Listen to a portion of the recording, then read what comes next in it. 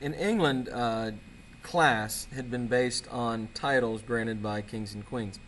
But of course, we didn't really have that in America, and so class is based on land ownership. One thing is true about America is it's much more socially mobile, meaning your opportunity to move up the ladder in class, assuming you're a white man, is much greater than it was in Europe. Let's talk about slaves and masters on plantations. Plantations developed in areas that could cultivate tobacco, and particularly this is going to be in the Chesapeake, which is the area around Virginia and Maryland. These are rough and small. Oftentimes they'd just be a clearing where some trees had been cut down and a very simple house had been built. Masters in the beginning tended to work side by side with their indentured and even for a little while with their slaves when that system took over. We're not talking about these gorgeous wraparound porches with the columns. We're really talking about like a shed that you and 5 or 6 other guys could get out there and make. Death was everywhere. The chance of getting disease and dying suddenly was enormous. And it was also a boom and bust economy. There would be years where prices were high and planters would make a ton of money, but then there would be years where prices were extremely low, and no matter how much you grew, you couldn't make enough to keep yourself going. By the early 1700s, 3/4 of blacks were on plantations with 10 or more slaves. So most of the slaves lived on relatively large plantations. In fact, half of blacks lived on plantations with more than 50 slaves, which is a huge plantation, right? Blacks developed their own culture, particularly if they were on a plantation with other slaves, because then they had some privacy, and of course they had other Africans around them, African Americans around them. And we begin to see things like slave marriage develop. Now, slave marriage wasn't legally recognized, but of course the slaves would do it anyway. We also begin to see the African and Caribbean folk religions blending with Christianity to create a new type of religion, which I'll talk more about later in the semester.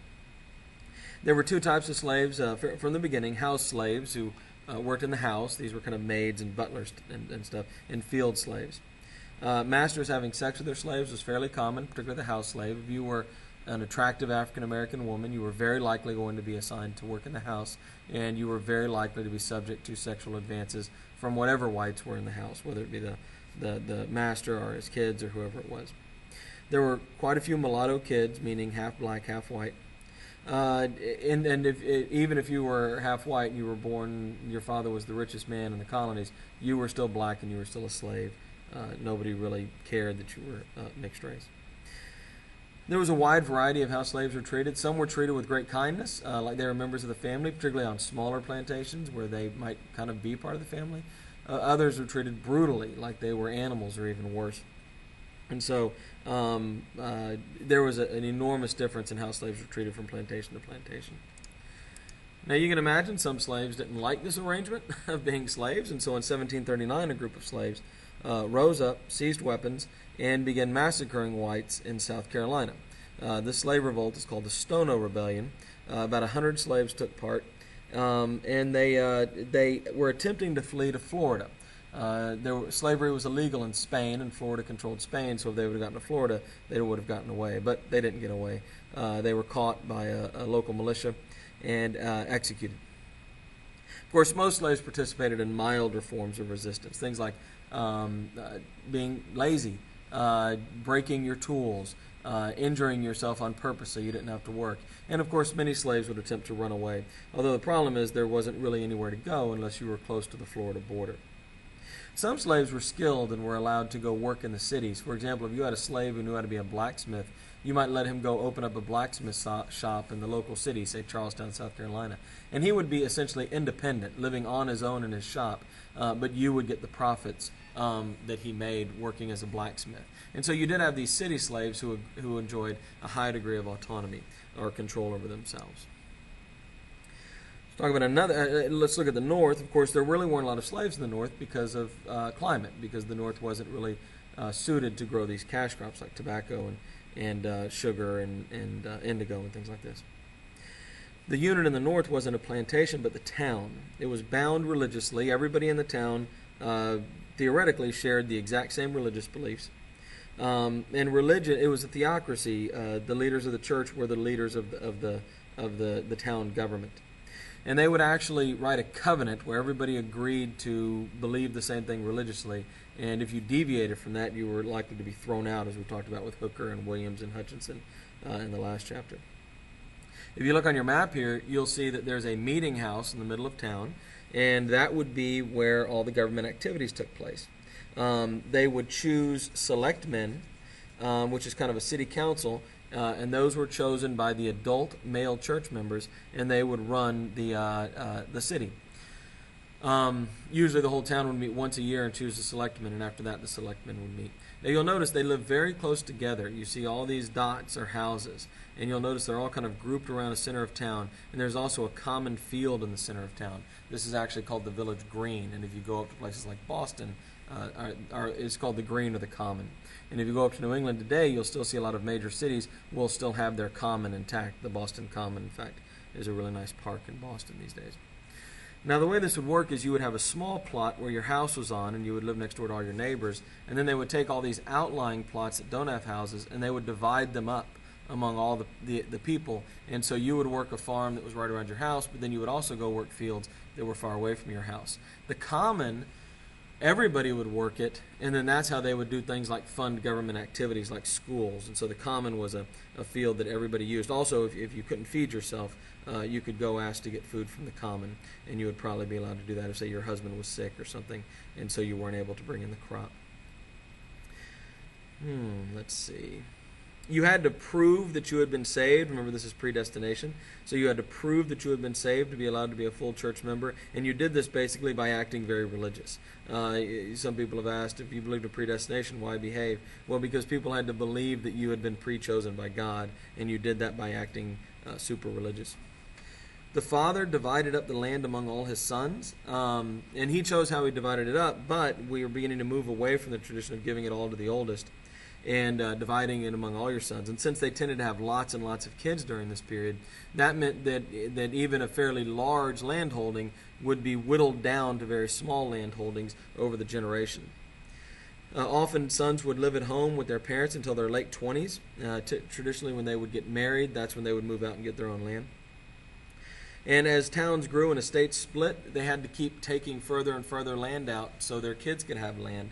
And so eventually the towns began to bump into each other. And so sons would have to leave and go to unpopulated areas to create new towns because they were just simply running out of land. There were a lot of societal tensions in a society where everybody has to conform and everybody has to grant everything. Of course, not everybody really agrees on everything, so you have lots of fights and arguments.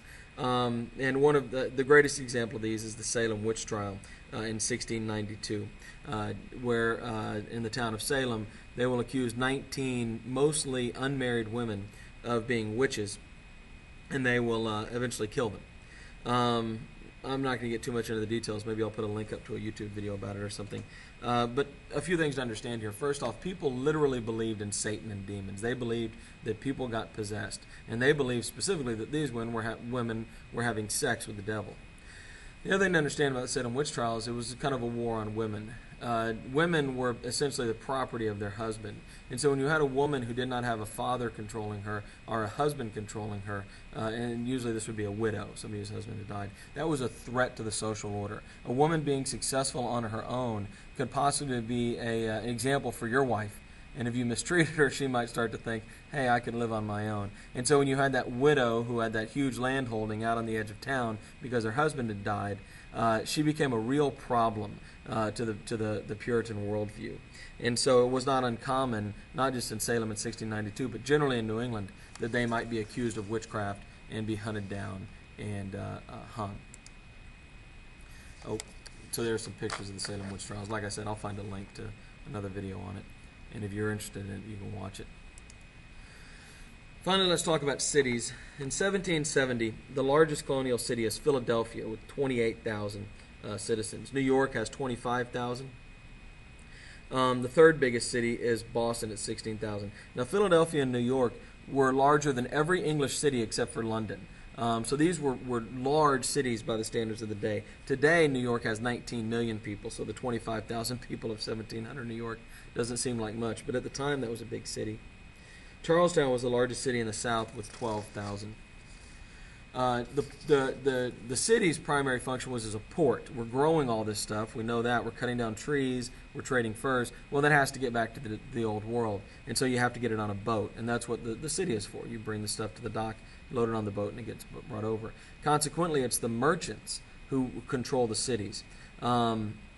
The cities also have the best schools. We'll talk about education in a little bit. They have the highest culture. If you want to go see a play or something, you typically have to go to a city. But they're also, as they always are, centers for crime, vice, things like prostitution, pollution. There's actually a lot of traffic in the cities. This is horse and buggy traffic, so that's kind of fun. We'll also see the first American police and fire departments as the cities try to deal with problems of crime and fire in a world where everything is made out of wood. They're a hotbed of ideas. This is where intellectuals come together, get together in the local tavern you see there, and begin to talk about maybe the writings of John Locke, our religious differences. And so they become a place where intellectuals begin to really develop. Newspapers and books from Europe come into the cities, so again, really feeding that desire for knowledge.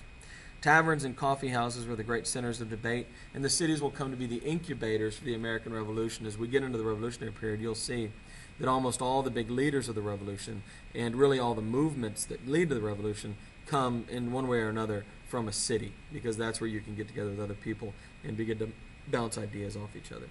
All right.